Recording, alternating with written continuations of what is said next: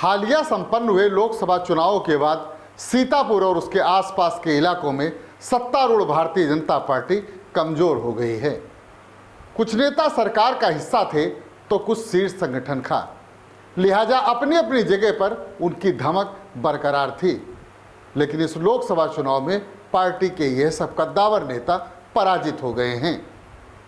उनके चुनाव हारने के बाद अब यह पूरा इलाका सत्तारूढ़ सियासी ताकत के लिहाज से कुछ कमजोर जरूर समझा जाने लगा है, क्योंकि इन सीटों पर विपक्षी दलों अर्थात सपा कांग्रेस गठबंधन के प्रत्याशी अपनी जीत दर्ज करा चुके हैं। इस लोकसभा चुनाव के पहले तक सीतापुर के बीजेपी सांसद राजेश वर्मा का बड़ा कद हुआ करता था। 4 मर्तबा के सांसद होने के कारण पार्टी में उनका बड़ा सियासी कद था। इसी कारण मोदी सरकार में उन्हें पिछड़ा वर्ग कल्याण संबंधी संसदीय समिति का चेयरमैन भी बनाया गया था।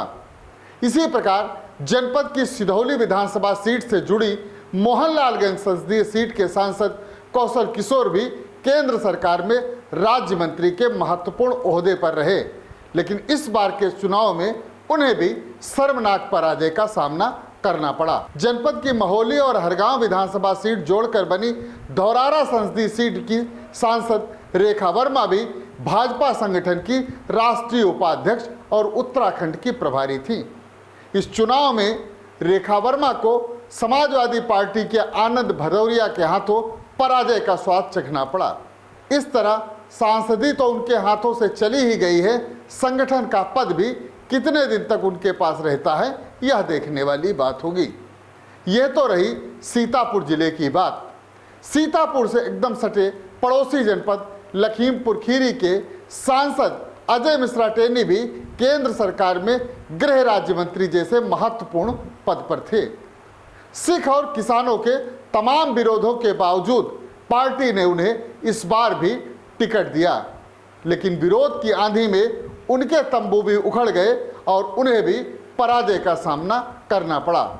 इस प्रकार हालिया लोकसभा चुनाव में जहां कई सीटों पर भाजपा को पराजित होना पड़ा, वहीं सीतापुर और उसके आसपास के इलाकों में सत्ता के गलियारों में भी उसे अपनी ताकत गंवानी पड़ी।